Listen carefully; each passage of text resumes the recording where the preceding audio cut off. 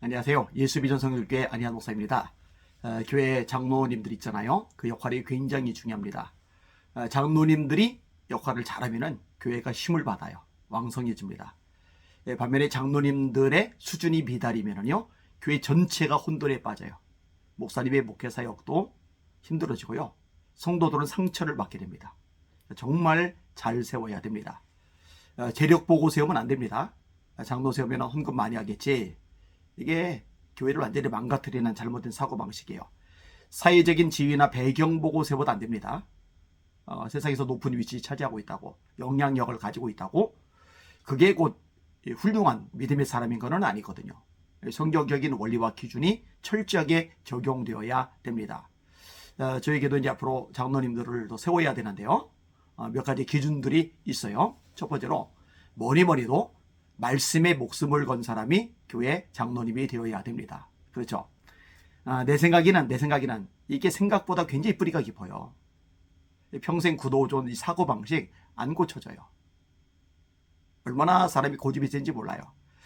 이게 바뀌는 방법은 하나입니다. 말씀이 계속 들어가야 돼요. 강력하게 말씀이 역사해야 돼요. 그래서 내 생각에는이 아니라 하나님의 말씀에 의하면 이렇게 바뀌게 됩니다. 말씀을 날마다 읽어야죠. 우리 교회는 장로님이 아니더라도 일반 성도들이라도 말씀을 날마다 읽도록 훈련시킵니다. 매주마다 따라하게요. 말씀을 읽지 않은 날은 밥도 먹지 않습니다. 말씀을 읽어야죠. 영의 양식인데요. 또 말씀을 공부해야죠. 말씀을 암송해야죠. 그래야 묵상이 가능하죠. 이 말씀에 목숨을 걸어야 되죠. 자, 두 번째 장로 자격 요건은 뭐냐? 기도의 사람이어야 됩니다. 특별히 새벽 기도는 기본으로 해야 됩니다. 희한한 일들이 있어요. 장로는 되고 싶은데 새벽 기도는 안 해요. 사실 장로 되고 안 되고는 중요하지 않아요. 장로가 되었다고 하나님이 더 이뻐하시고 상급이 큰 게 아니에요. 그게 중요한 게 아니에요. 그런데 기도는 중요해요. 장로가 되건 안 되건 기도는 해야 되는 거예요. 예수님이 모범을 보여주셔서 새벽 오히려 밝기 전에 예수께서 일어나 나가 한적한 곳으로 가서 거기서 기도하시더니 하루의 첫 시간을 하나님 앞에 기도로 보내는 것. 그런 분들이 좋은 장로님이 되실 수가 있는 거죠. 하루에 잡다한 것들이 내 머릿속에 들어오기 전에 말씀과 기도로 먼저 채우는 것. 얼마나 가치 있고 의미가 있는 일입니까? 그 다음에 세 번째로 셀 리더 경험 있는 사람, 셀 리더를 하고 있는 사람, 이런 사람들 중에서 장로님을 세울 겁니다. 이유가 있어요. 장로는 이 목양의 개념입니다. 양떼를 돌보는 개념인 거죠. 그래서 아버지의 마음을 알아야 됩니다. 이게 없으면은, 그리고 그게 없는 상태에서 교회에서 뭔가 결정하는 자리에 있게 되면은 문제가 생길 수밖에 없어요. 지난주에 우리 셀 리더 중에 한 사람인 박 집사님이 앞에 나와서 이야기하는 시간을 가졌는데요. 셀 리더가 되고 나서 얼마나 많은 대가, 헌신, 가슴앓이가 있어야 되는지를 이야기하더라고요. 한 사람 상담해 주느라고 전화 보자고 1시간, 2시간 통화하는 거는 뭐 기본이에요, 기본. 한 사람이 떨어져 나갔을 때 거기에 가슴앓이 하는 거, 힘들어하는 거. 그죠? 이런 것들을 겪으면은 어떤 걸 더 가지게 되느냐면요. 담임 목회자에 대해서 더 이해하는 폭이 커져요.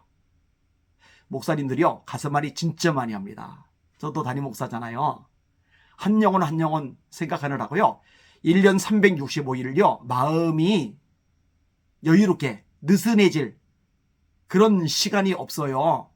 이 사람 괜찮아지면 저 사람 어렵고, 이 사람 괜찮아지면 그 사람 힘들어하고, 그러면 다른 사람들이 괜찮다고 힘든 한 사람, 여러 사람 중에 한 명인데 하고 흘려버리지느냐? 그게 안 돼요. 끙끙 앓습니다. 가슴앓이를 해요. 이게 이제 목자의 마음이죠. 아버지 하나님의 마음이죠. 근데 셀 리더를 하면은요, 이런 것들이 경험이 돼요. 그러면은 담임 목회자의 마음을 헤아리게 됩니다.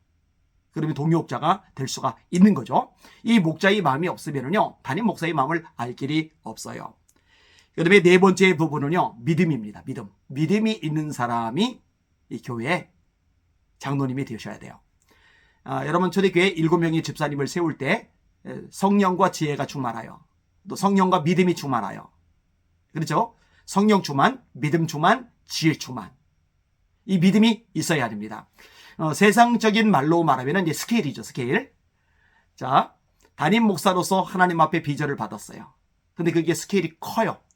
합시다 하는데 이 스케일이 작으면, 신앙적으로 말해서 믿음이 작으면 자꾸 따지게 돼요. 돈이 어쩌니 저쩌니, 뭐 힘드니 어려우니 불가능하니 어쩌니 저쩌니. 아니, 하나님, 전능하신 하나님은 어디 가시고요. 이렇게 되면은 일이 안 되는 거예요. 저에게서 많은 것들을 해나가고 있는데요. 만약에 우리 교회 장로님들이 그건 안 됩니다, 그건 못합니다, 그건 우리 교회 형편에서 어렵습니다, 불가능합니다, 이런 식으로 계속 발목을 잡았더라면 일을 못해요. 앞으로 이제 장로로 세워질 사람들 스케일이 커야 돼요. 믿음이 있어야 돼요. 10명의 정탐꾼들이 현실만 보죠. 우리는 메뚜기입니다. 다 죽었습니다. 거미를 삼키는 땅입니다. 안악자손이 있습니다. 틀린 얘기가 아니에요. 안악자손 있어요. 성이 높아요. 그들에 비해서 이스라엘 백성들 작아요. 메뚜기처럼 보일 수도 있어요. 그런데 그게 뭐가 중요한데요? 하나님이 주신다고 하셨잖아요. 그러면 하나님의 말씀을 붙잡고 도전하고 전진하는 거예요. 순종하고 발을 내딛는 거예요. 그럼 나머지 것들은 하나님이 역사에 주시는 거죠. 믿음이 있어야 돼요. 제가 성도들에게 종종 이런 말을 해요. 여러분들, 제게 주신 비전 여러분 공유하세요. 너무 크고 너무 대단해 보이고 너무 엄청나 보이거들랑, 그러면은 헤아리지 않거들랑, 그러거든 그때는 순종이라도 하세요. 믿음의 모습이죠. 5번째로 전도 선교에 올인할 수 있는 사람이어야 됩니다. 여러분, 생각보다요 이 영혼 구원에 대한 열정이 없는 사람들이 많아요. 이거는 정말 있을 수가 없는 일입니다. 여러분, 예수님이 주신 지상 명령이 뭐예요? 전도잖아요. 너희는 온 천하에 다니며 만민에게 복음을 전파하라. 믿고 세례를 받는 사람은 구원을 얻을 것이요 믿지 않는 사람은 정죄를 받으리라. 모든 족속으로 제자를 삼아 아버지와 아들과 성령의 이름으로 세례를 주고 내가 너에게 분한 모든 것을 가르쳐 지키게 하라. 교회의 존재 목적이 뭐예요? 영혼 구원이잖아요. 교회는 유람선이 아니라 구조선이란 말이에요. 그런데 영혼 구원에 관심이 없다. 전도하는데 올인하지 않는다. 선교하는데 올인하지 않는다. 이런 사람이 교회 중대에서 결정하는 위치에 있으면 교회의 방향이 어떻게 되겠어요? 엉망진창이 될 수밖에 없는 거예요.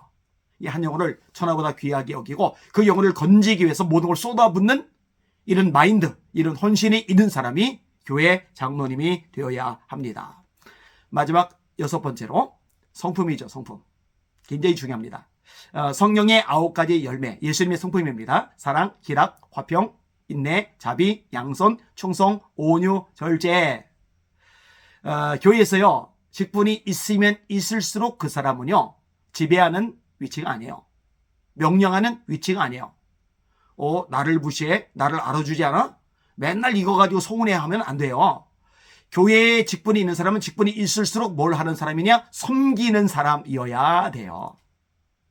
예수님이 뭐라세요? 인자가 온 것은 섬김을 받으려 함이 아니라 도리어 섬기려고 자기 목숨을 많은 사람의 대성물로 주려 함이니라. 꽤 오래전 얘기예요. 식사를 하는데 장로님들이 앉아 있어요. 제가 일어나서 줄 서서 배식하라고 그랬어요. 다음번에 또 앉아있어서 소리를 버럭 질렀어요. 그 다음부터는 다 줄을 서요.